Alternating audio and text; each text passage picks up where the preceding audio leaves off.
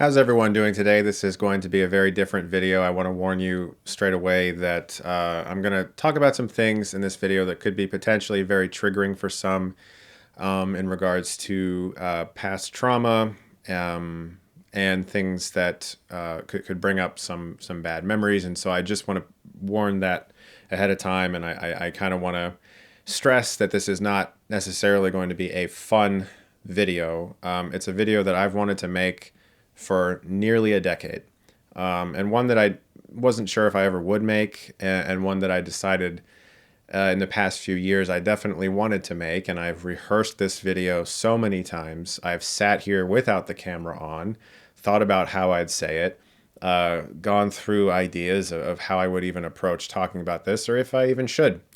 Because what I'm about to discuss actually has a lot of real-world consequences for myself.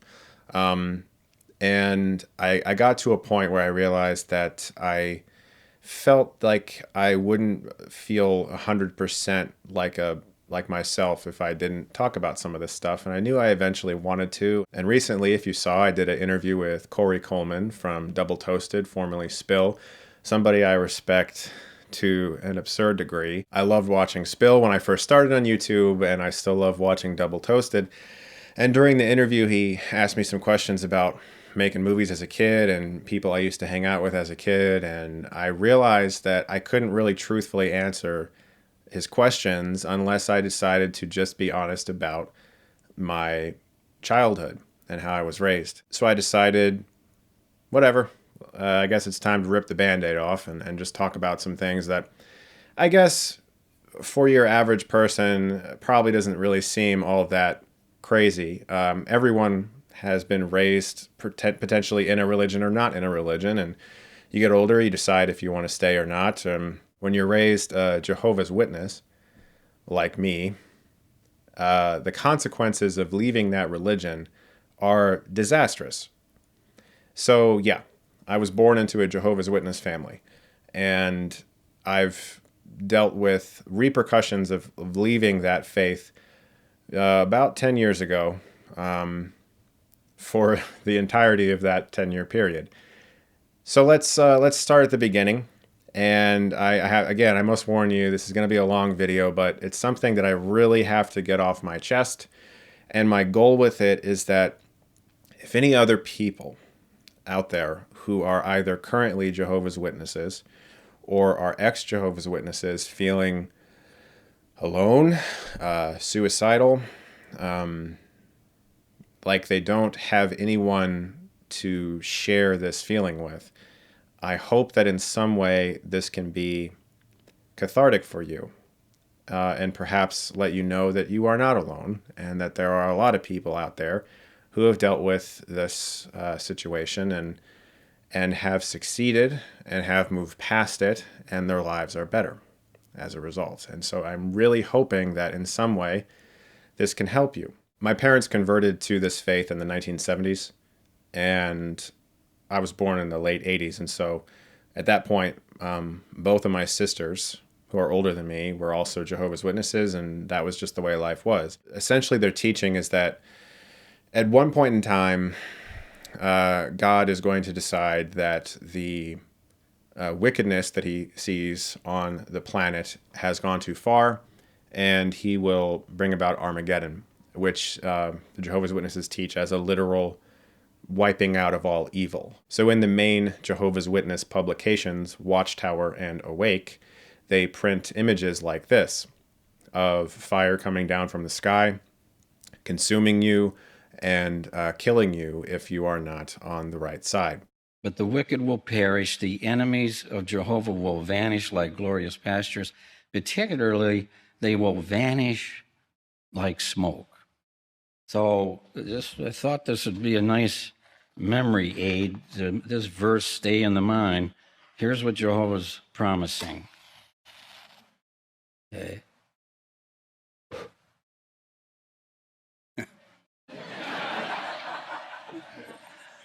That's Jehovah's enemies. They teach that if you make it through Armageddon, that there will then be a paradise earth, a place where everyone lives in peace and harmony forever, with no sickness and no death. The animals live with you, lions and snakes, and it's all a perfect, harmonious existence. And that the only way to get to that everlasting life on earth is to be as sinless as possible. And the Jehovah's Witnesses are very strict about what is a sin and what isn't.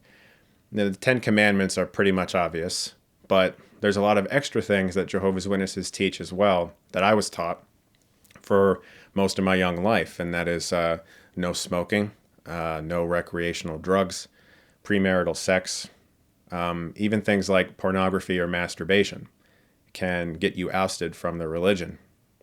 And when I say ousted from the religion, I don't mean that they just say, like, you're not a Jehovah's Witness anymore, but that's okay.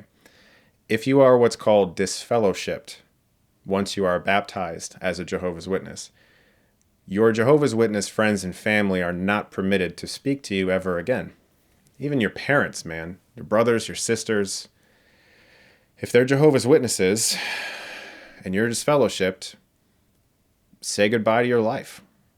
I have a friend I'm still friends with who came out as gay when he was a Jehovah's Witness, and his family kicked him out of the house. He was homeless, like actually homeless. And now he has told me that his parents, they actually tell people that they have 4 children, even though they have 5. They pretend like he doesn't exist. So the Jehovah's Witnesses are also very homophobic and obviously transphobic and phobic, anything phobic, anything that's not exactly what they teach. There will be many others who will come back who will have to abandon their former way of life. I was thinking, as an example, a homosexual. Now, this former homosexual comes back in the resurrection, and he really thought, and he was taught, and he came to believe that God accepted him with that lifestyle. But now he's going to learn about Jehovah's moral standards. And he's going to learn that Jehovah will not lower his standard to accommodate us. We have to come up to Jehovah's standard. Will he change? Will he adjust? It'll be up to him. But you, brothers and sisters, will help such ones to enjoy life eternal. All must learn to walk in Jehovah's righteous ways and willingly choose to do so. The consequences of even me making this video will likely result in my father never speaking to me again. Because even though I left this organization 10 years ago, I was never officially disfellowshipped. So technically, as I talk about this right now, on paper somewhere, I am in a file cabinet, Jehovah's Witness, somewhere in one of their kingdom halls. But making this video now, I will be labeled what's called an apostate. Now, an apostate in Jehovah's Witness language, that's worse than saying child predator. It's someone who was a Jehovah's Witness, left the faith, and is now actively speaking out against it. That's known as apostasy, and I will be disfellowshipped for talking about this, I'm sure. And my father will have to choose whether or not he wants to speak to me ever again, and knowing him, he won't. I know this sounds crazy to the average person, but if you have ever been a Jehovah's Witness before or know anyone who is, this is everyday life. The apostates and the enemies of Jehovah would say, well, that's gruesome, that's despicable. You teach your people these things? No, God teaches his people these things. This is what he's foretelling. And frankly, for friends of Jehovah God, how reassuring that they're finally going to be gone. All these despicable enemies that have just reproached Jehovah's name, destroyed, never, ever to live again. Now, it's not that we rejoice in someone's death, but when it comes to God's enemies, finally. After leaving that faith in my early 20s, I realized that I sort of had, it was almost like having 2 brains. I have my current brain that I know, and that's just the way the world is, and I get it.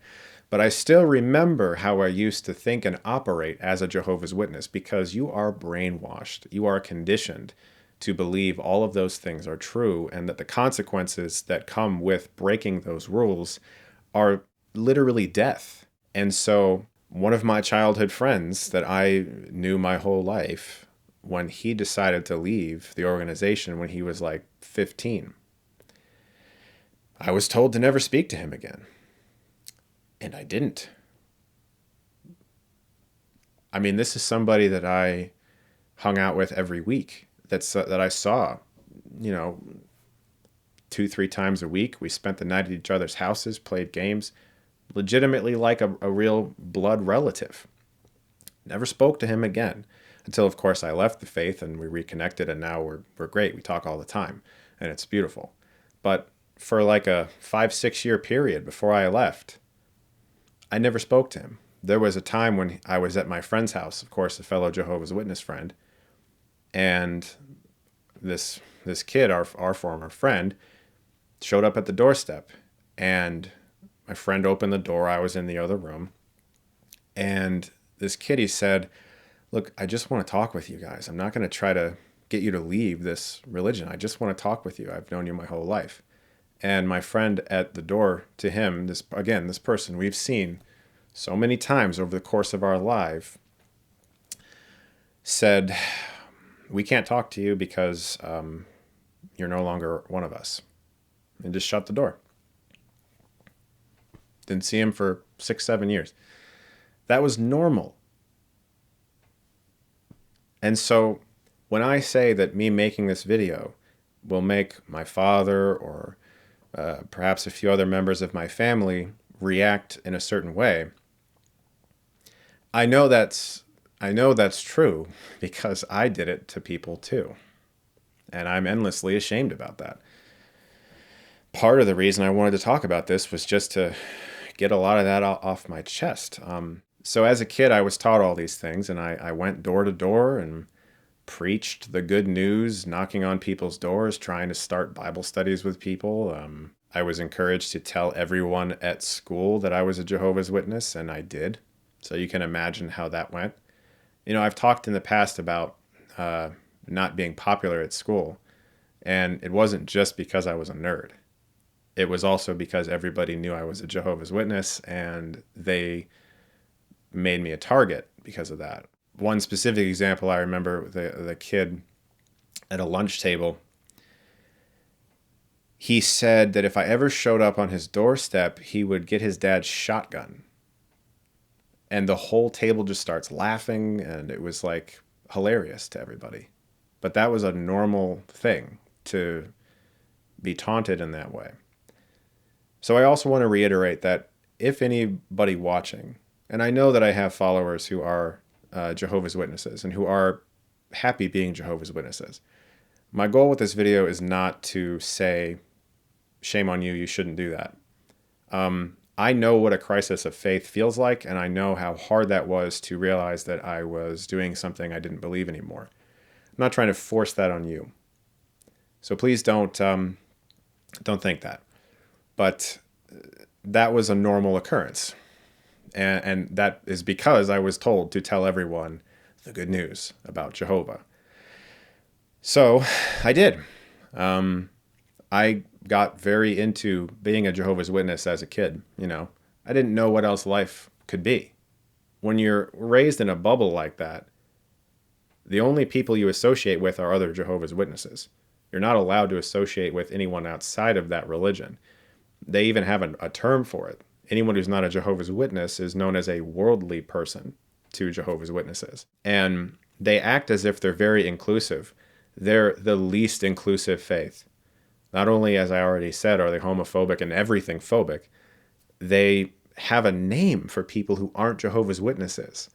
And it sort of creates this toxic feeling of superiority in your head, like you're better than everyone else, or that people are below you in some way, like they don't have a relationship with God like you do. It's honestly terrifying. And really the scariest part about being a Jehovah's Witness is that they have sort of a biblical in their heads justification for acting that way. They're told from talks from the platform at the Kingdom Hall, which is basically church. They're told from the Watchtower and Awake magazines that the Jehovah's Witness leaders publish that type of conduct is good and that's acceptable. And that means that you're doing something that God appreciates.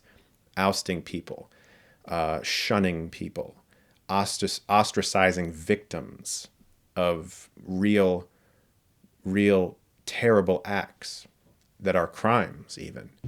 I mean, if you look at what's going on in Australia has made a lot of leeway legally against Jehovah's Witnesses, and the fact that they have covered up years and years and years of child sex abuse. And it's absolutely true. Trust me. So if you're not satisfied that this person will not offend again, then you won't reprove. You'll disfellowship. Yes. And when the person's disfellowshipped, they then can still attend meetings and so on, but under some restriction, is that right? Under a lot of restrictions. Yes. And members of the congregation cannot associate with them socially. Socially or spiritually. Yes. But the person is still otherwise in the world and can associate with people outside of the church. Yes. And you don't take into consideration, do you, how people outside of the church might be kept safe from such a person whom you're not satisfied will not reoffend? If they were outside the church and they were a close friend, I would tell them. Well, and how would you know if they're a close friend and they're outside of the church? If they were a close friend of mine. A close friend of yours? If I was. Yes. If I associated with them. Well, what about people who are not close friends of yours, others than outside of the church?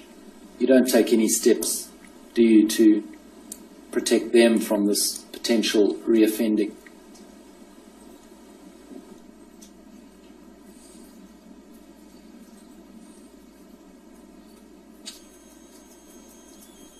You don't, do you? You're concerned with the congregation principally, aren't you? We're concerned with the congregations. We are shepherds of the congregation. Yes, and you're not a shepherd to those who are not in the congregation. No. And as an organisation, in your experience, you don't seek to protect or take care of children who are outside of the congregation.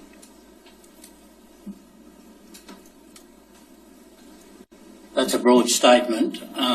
Well, I can limit it. Yeah, limit it, In your please. decision on whether or not to disfellowship someone, you don't take consideration of children outside of the congregation.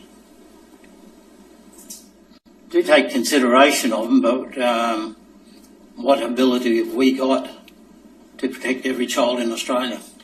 Well, what you can do is you can report to the child protection authorities. And that is done in some cases. But generally it's not done, is it? No. It's not done unless there's a legal requirement for it to be done, is there? That is true. Throughout my teenage years, I got closer to what's known as the elder body. Now, in the Jehovah's Witness faith, there is absolutely a hierarchy.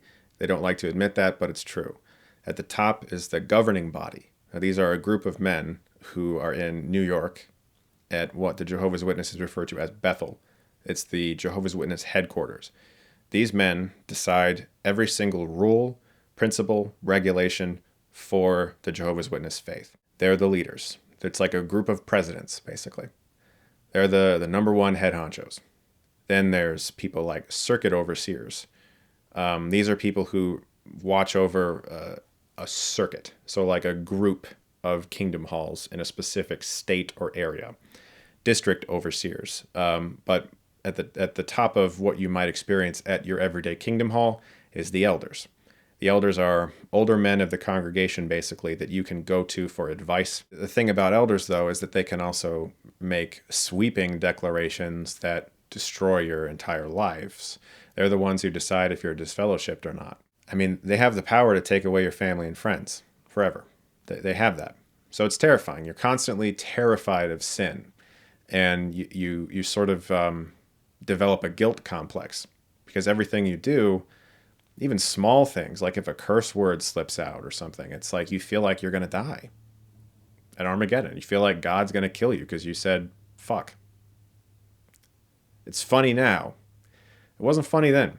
It was very traumatizing. So I was getting closer to the elder body, meaning the group of men, these elders, because I, as a teenager, wanted to be an elder one day. So I would do what's called auxiliary pioneering, meaning that you spend a certain amount of hours in the field ministry, the door-to-door work, going house to house, trying to start Bible studies with strangers. And at the time, it was 50 hours a month, so I did that for a while. And then eventually I regular pioneered, and at the time, that was 70 hours of field service a month. When I was younger, like pre-13, I was not allowed to watch PG-13 movies uncut or rated R movies uncut. So I saw them on TV. I was allowed to watch some of them if they were on TV because they would be edited for content. I've talked a little bit about that in my videos, but now I can kind of contextualize the reason. Because Jehovah's Witnesses are extremely strict about movies, entertainment, music, all that kind of stuff. I'll give you a quick example to make it really easy. At one of my friend's graduation parties, I wore a shirt that had Michael Jackson on it. Now, Michael Jackson was also raised a Jehovah's Witness. It's one of the reasons why in his Thriller video, there's a text that appears at the beginning that says he wishes to distance himself from the occult. Because Michael Jackson, the fucking king of pop, is afraid of getting disfellowshipped. So I'm wearing this Michael Jackson shirt, and the elders have a meeting with me afterwards, after this graduation party at the Kingdom Hall. There's 3 elders sitting there in this back room. They lock the door. Now, an elders meeting is the scariest thing a Jehovah's Witness youth can endure, because you know that you go in there, they're either going to take something away from you that you like, some form of media or music that you have expressed you enjoy. They're going to tell you to not listen or watch that anymore. Or they could even impose restrictions on you and your friends and family, which also happened to me. In the case of this meeting, they asked me why I was wearing a Michael Jackson shirt. It's just fucking crazy to me.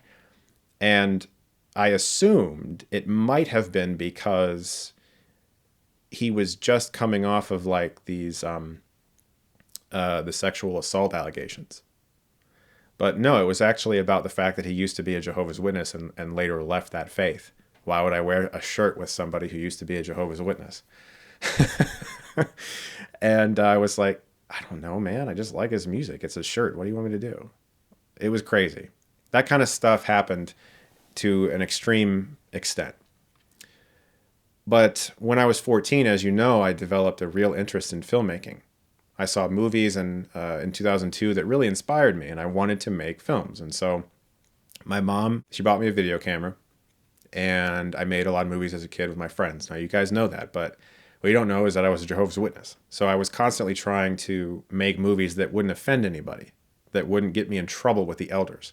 So use of language or extreme violence. My Indiana Jones movies were a big problem. All that punching.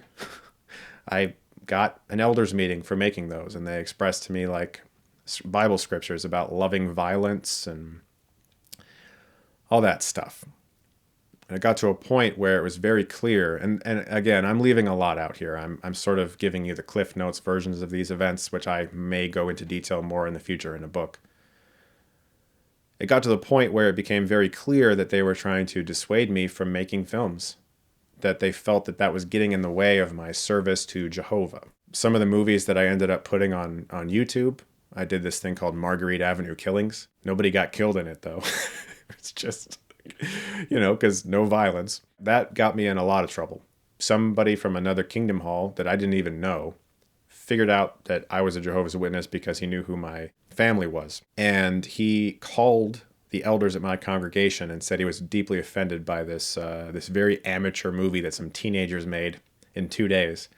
And because of that, myself and my 2 Jehovah's Witness friends who helped me make it lost all of our congregation privileges for 6 months, which meant that we couldn't do things like give talks anymore or carry the microphones when people have a Q&A session. That's a very demoralizing experience, because once you're known for doing those things in the Kingdom Hall, you get sort of like respect, and people know you do that, and suddenly you're not allowed to, and they know you did something wrong. All we did was make a fucking movie.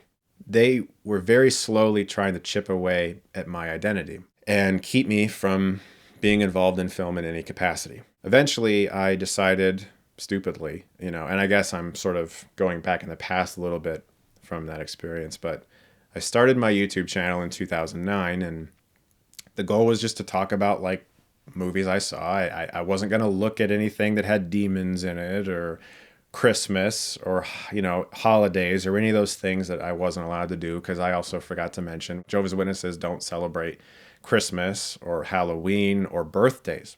I had my first Christmas when I was 24 and my first birthday when I was 24. First Halloween as well.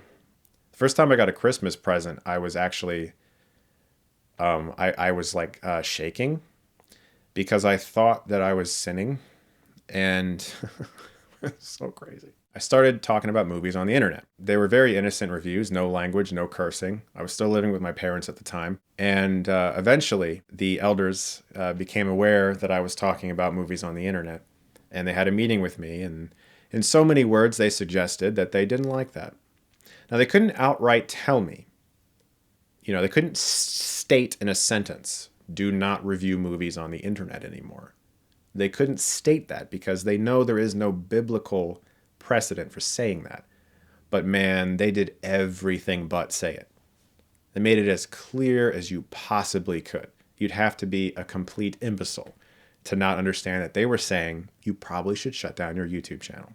So I did. You might remember, if you watched me at that time, that I uploaded a video in which I explained, without really explaining anything, that making these reviews, it's come to my attention that in some way it is harming myself or my family, and it could be detrimental to them. Well, I have some very unfortunate news that I want to talk to my subscribers about. For certain reasons, I'm unfortunately going to not be doing any more movie reviews.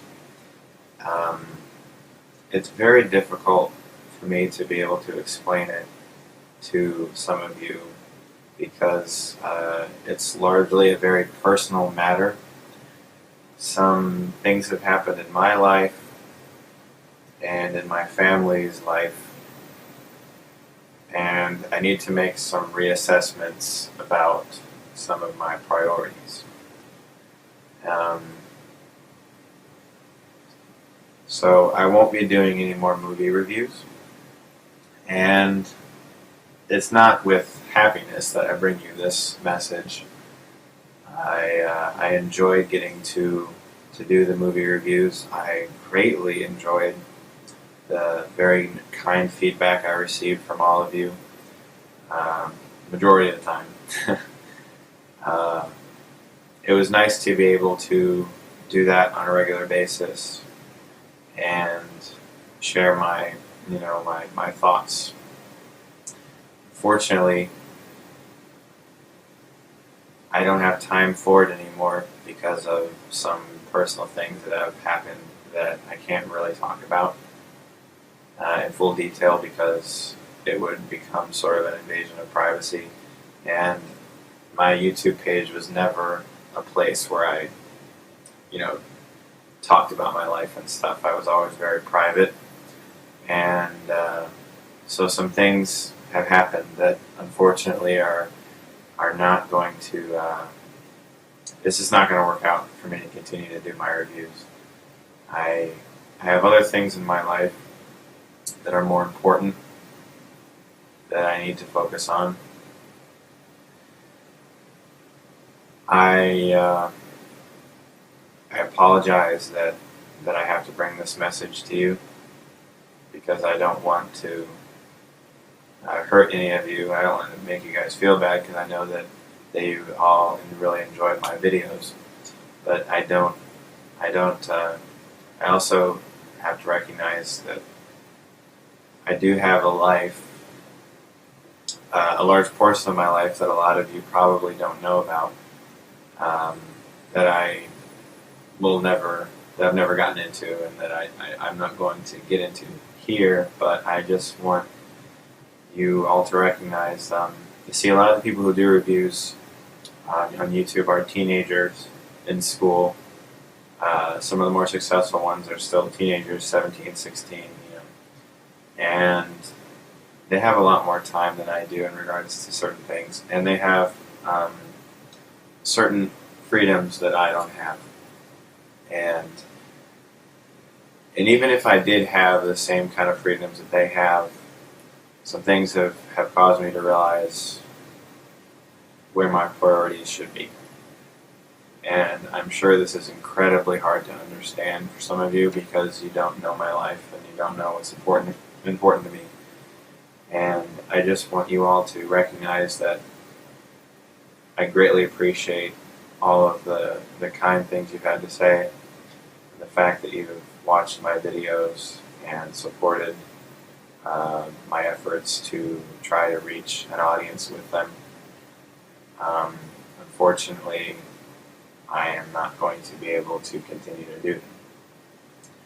So what I'm going to be doing is I'll have this video up for a few days. That way the majority of my subscribers can see it. And then I'm going to be deleting my account. So you won't be able to message me through YouTube. I won't have my videos on anymore. And I'll probably do that by the next few days. I'm not going to do it immediately because I just want to make sure everyone can see this video so that they understand what happened. And then I will delete my account. Because, let me just say, I'll put it this way. Some stuff happened in regards to my reviews that could potentially cause some problems for some people, myself and my family, and some other people. And that's all I can say. Nobody understood what the fuck I was talking about. I remember the comments on that video were like, "What happened? Are you okay? Is someone hurt? Are you all right?" Nobody understood because I couldn't just come out and say the Jehovah's Witnesses are forcing me to shut down my YouTube channel, which is exactly what was happening. That is the real reason I closed down my first channel. So 6 months or so go by, and I realized that I am falling extremely deep into depression. I have never been in a darker spot in my life. And that is when I had a real realization. I realized that I was using movies, games, anime, books, whatever, media in general, to distract myself from how depressed I was. And as soon as I didn't have an outlet to express myself in some way, and I was told, don't watch this, don't read this, don't play this, don't be involved with that, and all that was taken away from me, I realized that all I had left was being a good little Jehovah's Witness soldier. And the depression just caved in. And I legitimately was suicidal. During that period, it became very clear to me that without film, I was a devastated wreck. And a friend of mine at the time, who was not a Jehovah's Witness, she said to me, because I had started to talk to people outside of the faith for the first time ever. And it was a very interesting experience to sort of see someone else who wasn't a Jehovah's Witness look at me and say, like, what are you doing to yourself, man? So I was talking to her and she said, did you like talking about film on the internet and engaging in that community, in the film community, and talking about filmmaking and all that? I said, yeah. And she went, then why aren't you doing it? Sometimes someone just has to say something to you in a very simple way, a very direct way, and it just sort of floors you. And everything just becomes crystal clear. So I went, I don't know why I'm not doing it. And I went home and I thought a lot about that. And I realized that the elders at my congregation were slowly erasing my identity. They were trying to take away my love of filmmaking, trying to keep me and my friends from making movies. They had already scared my friends away from helping me with any movies by removing their congregation privileges just for helping me with one. So none of my Jehovah's Witness friends wanted to make movies with me anymore. They didn't like how I dressed. They were trying to keep me from talking about movies on YouTube. They didn't like that I was starting to get some success, even a little bit, on YouTube. And I essentially realized that I was being turned into like the Borg from Star Trek Next Generation. I was just becoming a mindless drone. And I know that sounds extreme, but it's not. It's true. A lot of ex-Jehovah's Witnesses refer to the faith as the Borg because that's how it feels, man. So I started my channel again. And that's the channel that you're listening to me on right now. I said, screw it. I want to do this with my life. And I want to be involved in film in some way. Naturally, the elders were very dissatisfied. And things went downhill from there. I began to feel spied on quite often. Going to the Kingdom Hall was no longer fun and welcoming. It was like I was being watched. It felt like there were eyes on my back all the time. Every little move I did was psychoanalyzed and examined. I'd end up in the elders' meetings.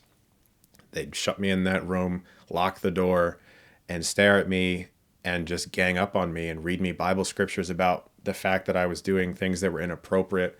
I haven't even talked much about this, but they asked me quite often about very invasive things like, are you involved in masturbation or looking at pornography? They asked me all kinds of very strange, disturbing questions about my body, asked me if I was gay, all kinds of stuff. Anything they could do, really, to keep me a good little Jehovah's Witness soldier. It got to the point even where I moved one day with my family, and you can still see in this video for Thor, my Thor review, that I had just moved because like the background's all empty. I had seen Thor that day, and the elders found out that I had seen Thor and made a big fuss about it because Thor is a pagan god. So I got an elders meeting about watching Thor. Can you believe that shit, man? I'm sitting in a locked room, and elders are asking me why I watched Thor. The most disturbing part about this is that I knew that one of these three elders, sitting right over there, had also seen the film with his whole family. And I looked him in the eye and I said, "What's your opinion on that movie?" And he says, "My opinion doesn't matter." And I'm thinking to myself, yes, it fucking does, man, because you can really bail me out of this situation. So they used that movie as a way to, again, convince me that what I was doing was wrong and that it was making Jehovah sad. That was one of the last meetings I ever attended, because I remember sitting there thinking that everything they said sounded so fake. Every word out of their mouth sounded like a robot, and I became very uncomfortable. People that I had known my whole life, I mean, since I was a baby, talked to me like I was a different person, because people could go online and see what movies I was watching, and they would see things like, oh, he reviewed, whatever, Shutter Island or something, and oh, well, that's rated R. I can't believe that he's allowed to do that. And that became a thing. So going there felt like I was walking amongst aliens. At one point, this sort of brotherly, sisterly feeling of love that I felt there was gone entirely. I felt like I was part of a cult. Now, Jehovah's Witnesses are trained to react very strongly to that word, that they are not a cult. When you think of cults, you tend to think of like something out of Temple of Doom or whatever, you know. But modern day cults are very welcoming, and many of them are very easy to get inside. I firmly believe that Jehovah's Witnesses are a cult. I was raised in a cult, and I fled that cult to have a happy life and to make films. I distanced myself. I stopped going to the Kingdom Hall. I stopped going door to door. And a few weeks later, I find out that I have been what's called marked. Marked is not the same as disfellowshipped.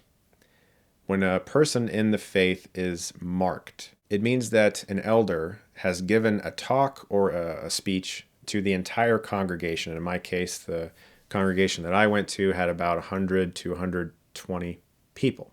So he's standing in front of this crowd and he's talking about a certain kind of conduct that may apply to people in the congregation. They do not name the individual, but they make it as explicitly clear who it is. Similar to not being able to actually say, don't make YouTube videos, but making it very clear that's what they're saying. So they gave a talk about me.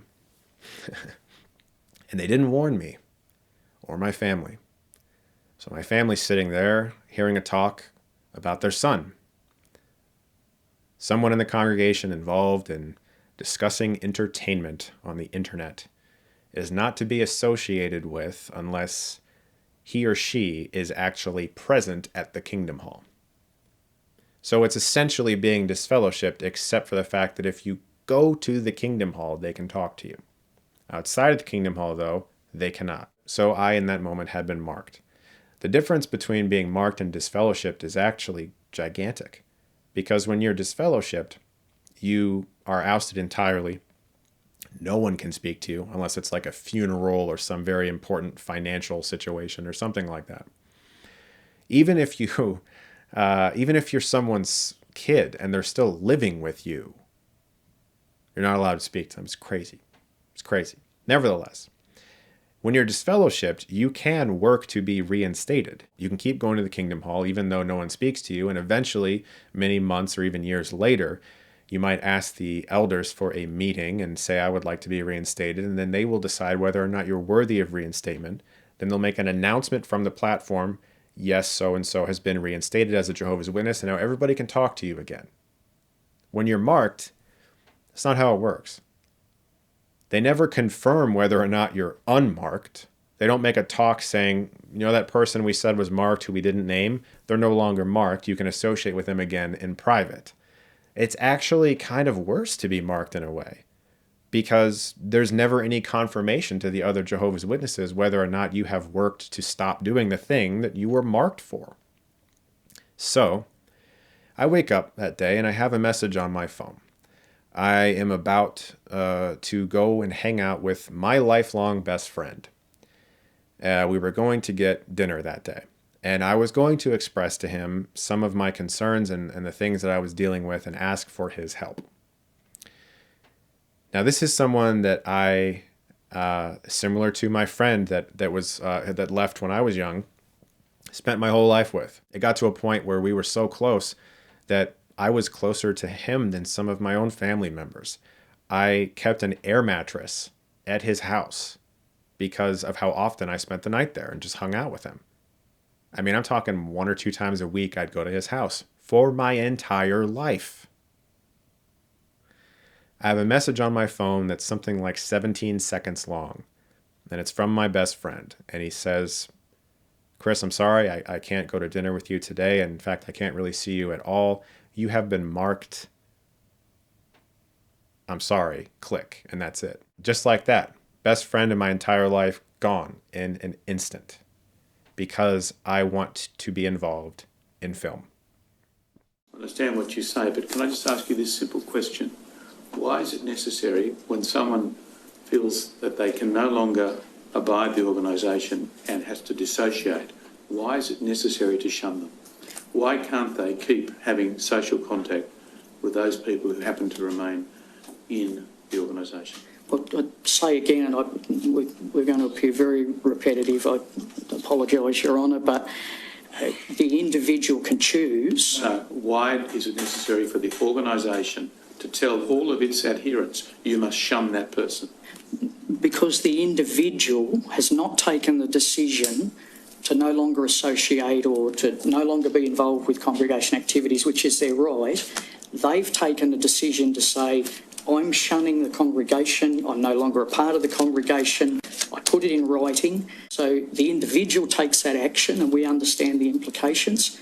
When someone is disfellowshipped, the congregation takes that action. So the individual does not need to put themselves in a position where they're shunned. They can walk away, they can go to another congregation. That's their personal choice. But we understand and agree with the point you're making, Your Honour. Well, you haven't answered the point, but we'll move on. Answer the question, Mr. Smith. You have not answered his honest question. His honest question is, why is it necessary to shun the person who disassociates? And before you answer, let me clarify one thing.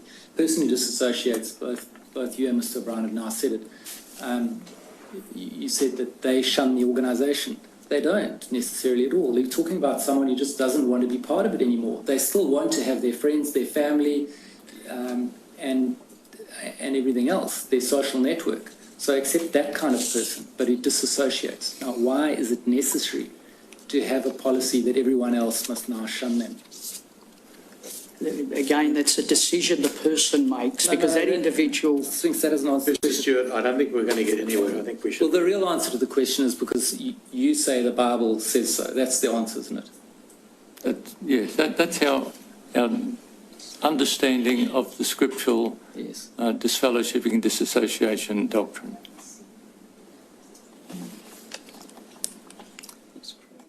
So that is the story of my goddamn life. I stopped going to the Kingdom Hall, and I've never been officially disfellowshipped, so I have been able to briefly over the years speak with my parents. After publishing this video, that might change. In fact, it probably will, and I love my family. I do. I think that they did what they thought they were supposed to do.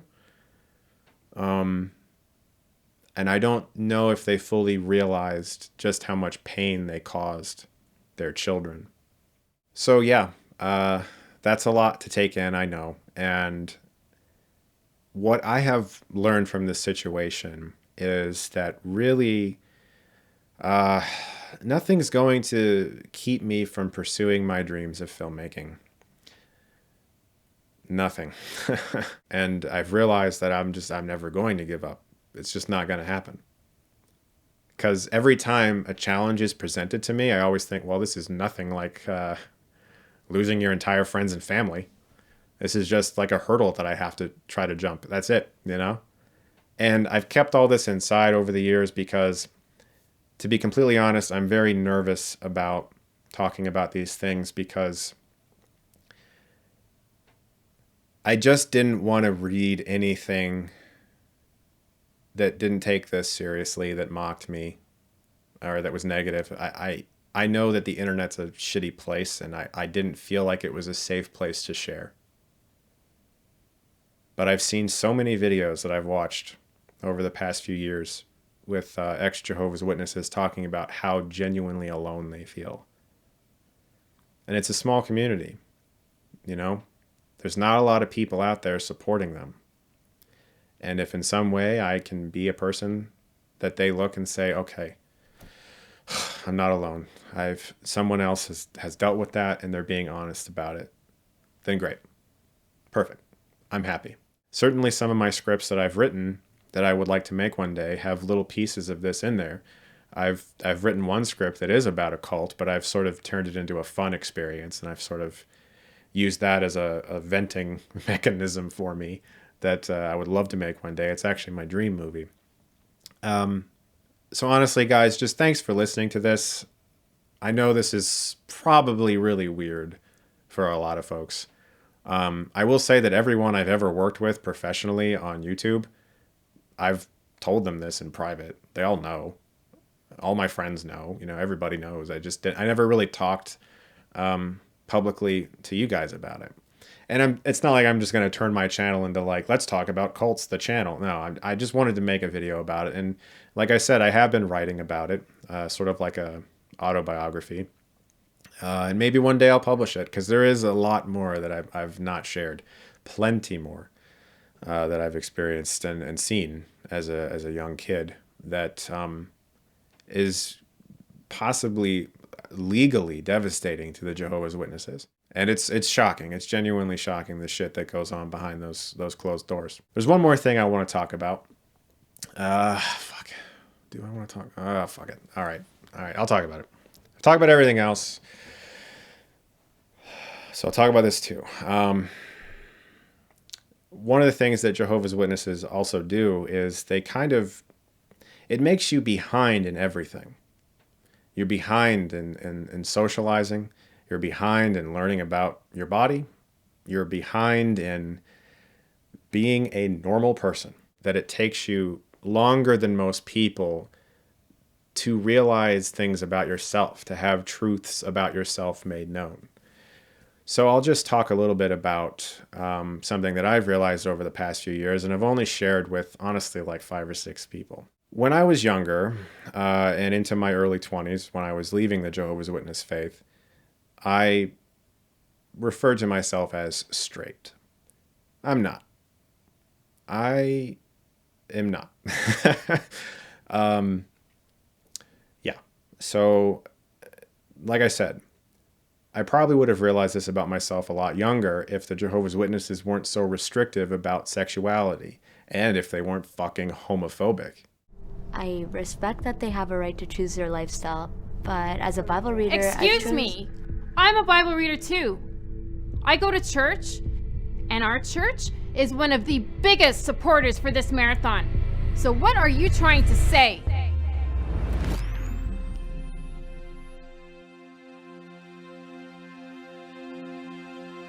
Displaying courage now will help me display courage in the future. Well, I'm one of Jehovah's Witnesses, and we believe the Bible teaches sex is for a man and a woman who are married. Intolerant people.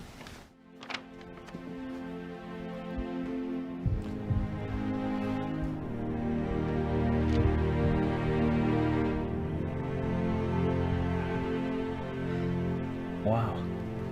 That sure took courage. That's what I told her. And I asked her to think about when the political powers destroy false religion. At that time, people won't want to admit that they're religious. And so for us to admit that we're Jehovah's Witnesses then, well, that's going to require the same type of courage as she displayed at that market. Wow. I remember when Sally was just a little girl handing out tracts. And now look how well she's done. As I got older, I began to realize that there were other things I liked as well. I love my wife very much. And you might think, well, you're married to a woman. Doesn't matter. Doesn't fucking matter. I am pansexual. If you don't know what pansexuality is, essentially you are attracted to all genders. And that's me. That's how I feel. When I first told my wife about this, she was really welcoming, and I have been given permission by her to say this. She is demi-pan, and so she was actually very excited. And if anything, this has actually made our relationship even better and more open. It took me a while to realize that, and then I kind of just bottled it in. I referred to myself publicly as straight for a long time because I was afraid of being officially disfellowshipped and losing my family. So now that I probably will be, fuck it. The world is a different place. I don't think people really care that much about this kind of stuff. I think people are a lot more welcoming nowadays. I just don't want to go around, acting like I'm different or something. There's just things that I'm tired of fucking keeping in. It's 2021. One of my New Year's resolutions was to be as honest about myself as possible. And I have definitely kept that resolution. I just would appreciate... I just don't want anything to change. I'm still me. I've always been me. This is always me. I'm never going to change me. This is who I am. Just being open and honest. And if anybody doesn't like the things that I said in this video, well, that's honestly, you're right, of course. But, whatever. It's my life. It's who I am. I really appreciate you guys watching this. I appreciate you guys watching my channel. Thank you again for listening. I think that's about it. Yeah, I don't have any other crazy things. But I'm honestly, I feel like a gigantic weight has been lifted from my shoulders, even just talking about this. So thank you for being an audience that I can discuss this with. If you guys want to know more about what it's like to be a Jehovah's Witness, there's 2 pieces of media I'd like to recommend. One is an excellent film called Apostasy, written and directed by a former Jehovah's Witness. You can find that on Amazon Prime. The other is an episode of Leah Remini's Scientology show that is currently on Netflix. She did a special episode all about Jehovah's Witnesses, and it is absolutely damning. It is thrilling. You can learn a lot from that. If you'd like to see more about the way ex-Jehovah's Witnesses are treated, those are 2 things I would highly recommend. Thank you so much once again. And again, to anyone out there who is in my position or anything like that, know that you're not alone. So thank you guys as always for watching. Look forward to more considerably less baggage-filled videos in the future. I love you all. Thank you again.